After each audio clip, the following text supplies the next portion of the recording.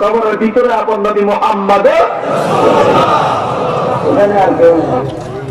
চন্দ্রটা বানাইছি কত আপন ভাবে দেখি আমার নবীর মাথা মিলে না আমার নবীর মাথা মিলে না আমায় লইয়া সোনার মদিনা মন মানে না মন মানে না মন মানে না মন মানে না আমায় লইয়া যাও না সোনার মদিনা আমায় লইয়া যাও না সোনার মদিনা। আসলে আমরা আয়াতের কথায় যাই আল মুমিনু ওয়াল মালায়েকা কিছু ফেরেশতা কিয়ামতে আল্লাহর অনুমতি নিয়ে কথা বলবে কিছু মুমিন কথা বলবে সুবহানাল্লাহ।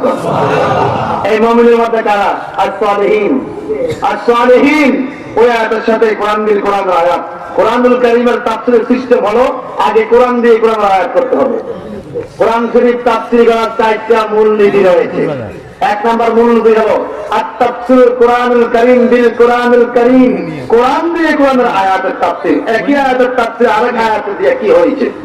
এরপরে আত-তাফসীর কোরআনুল কারীম বি হাদিস রাসূলুল্লাহ নবী পাকের হাদিস দিয়ে কোরআনের তাফসীর আত-তাফসীর কোরআনুল কারীম বি আকওয়ালিস সাহাবী সাহাবায়ে কেরামের জবান দিয়ে কোরআনের তাফসীর আত-তাফসীর কোরআনুল কারীম বি আকওয়ালে মুস্তাহিদিন মাযহাব তরিকতের ইমাম ইজতিহাদ মুস্তাহিদ করে জবান দিয়ে কোরআন শরীফের তাফসীর। এই চারটা ইলম যার মধ্যে থাকবে সে কখনো নবীকে মূর্খ বলতে পারে না। এই চারটা ইলম যার মধ্যে থাকবে আর যার মধ্যে কোরআনের ইলম নাই হাদিসের ইলম নাই হিন্দি গানের সুর আছে সে বলবে নবী মূর্খ। নাউযুবিল্লাহ আর নাউযুবিল্লাহ। অথচ রাসূল পাক বলেন বুঝ তো মর লেখান I came to this world as I get a teacher for all লেখান by God of Allah. Allah প্রদত্ত ক্ষমতা বলে আমি সর্বশ্রেষ্ঠ শিক্ষক হয়ে দুনিয়াতে আগমন করেছি। আল্লাহ বলেছেন সূরা জুমার 2 নম্বর আয়াতে ওয়াল্লাযী বা'আসা ফিল উম্মিয়িনা রাসূলা আমি এমন রাসূল প্রেরণ করেছি মূর্খ লোকদের কাছে তিনি তোমাদের কাছে এসেছে কেন ইয়াতলু আলাইহিম আয়াতিহি আল্লাহ পাকের আয়াতগুলো তিনি তেলাওয়াত করে শোনাবেন ওয়া ইউযাক্কিহিম তোমাদেরকে পবিত্র করবেন কোথা থেকে আমি শিরক ওয়াল কুফরে ওয়াজ করে করে বুঝাইয়া শিরকি কুফর থেকে হেদায়েত করবেন ওয়া ইউআল্লিমুহুমুল কিতাবা তোমাদের কিতাব শিক্ষা দিবেন ওয়াল হিকমা এবং জ্ঞান বিজ্ঞান শিক্ষা দিবেন। আল্লাহ তো আমার নবী বড় বিজ্ঞানী সুবহানাল্লাহ। নবী বড় বিশ্বাস হয় না এই একটা উদাহরণ وَيُعَلِّمُهُمُ الْكِتَابَ وَالْحِكْمَةَ Listen to me who are higher educated person present in this mahafil যারা শিক্ষিত লোক আসলে একটু খেয়াল করেন আমাকে আমি কি বুঝাতে চাই। আল্লাহ বলেছেন হিকমত শিখাবে আমার নবী বিজ্ঞান শিখাবে সুবহানাল্লাহ। আপনাদের জীবনে জলই ঢুকছে বেড়াক ঢুকছে কাটা গেছে হাত ভাঙছে এডিএস ইনজেকশন দিচ্ছেন কারা কারা হাত তোলেন। এডিএস ইনজেকশন কি দরবার শরীফে সব রুগী সব হাজার লোক আছে এডিএস ইনজেকশন নিয়েছেন ঠিক কিনা। এটা কেন দেয় না হয় ব্যথা তাড়াতাড়ি কমে ঠিক কিনা। এখন আসে এডিএস কি দিয়ে বানাইছে যারা বিজ্ঞানের ছাত্র আছেন আপনারা ভালো করে শোনেন। আমার কাছে কারেন্ট নিউজ পত্রিকা কারেন্ট এফেয়ার্স কারেন্ট ওয়ার্ল্ড এগুলো আমরা মাসিক পত্রিকাগুলো পড়তে হবে অভ্যাস ছিল। কারেন্ট নিউজ পত্রিকার মধ্যে পাইলাম এটিএস ইনজেকশন কি জিনিস দিয়ে বানাইছে বিভিন্ন মেডিসিন আছে এর মধ্যে শতকরা 65% 65% মেডিসিন হলো বরুই পাতার রস। কি জোরে গান বহু রঙের পাতা আছে এত পাতা কি বিজ্ঞানীরা নেয় নাই বরুই পাতার রস কেন নিল একটু ভালো করে শোনেন। বুখারী শরীফে হাদিস রয়েছে মানুষ যখন মরে আস্তে যখন টেনে টেনে তার রুহটাকে বের করে মানুষের শরীরটা বিষাক্ত হয়ে যায়। প্রতিটা পশমের গোড়ায় একটা গরম সুই ঢুকাইলে যত ব্যথা পুরোটা শরীর আরো ব্যথা হয়ে যায়। আমার রাসূল পাক সাল্লাল্লাহু আলাইহি ওয়াসাল্লাম বলেছেন, কিভাবে তুমি এই ব্যথা দূর করবে? গরম পানির সাথে কটা বড়ি পাতা দিও।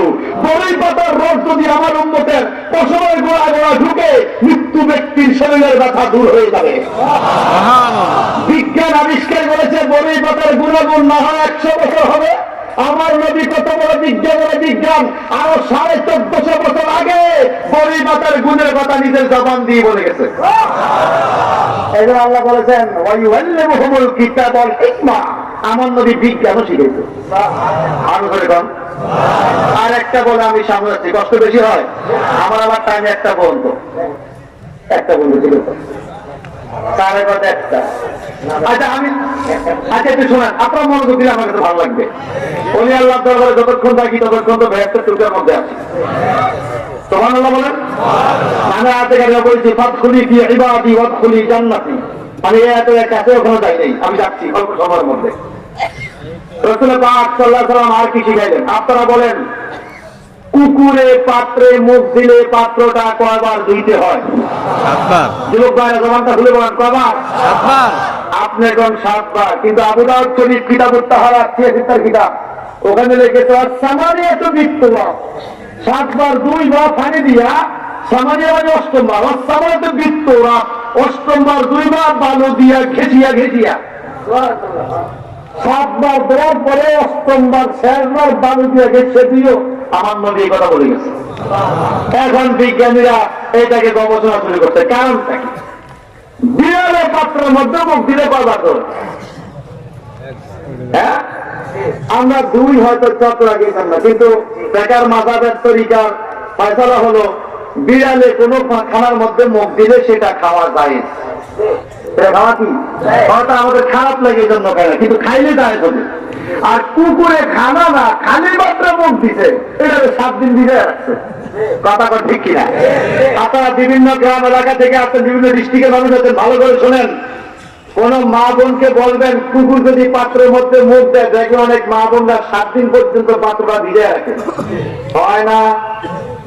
একটা লোক যদি পানিতে নাই না 6 মাস দাঁড়ায় এবার উঠে গোসল হইব কয়বার? 1 বার। আর যদি 6 মিনিটে 6 বার নামে আর উঠে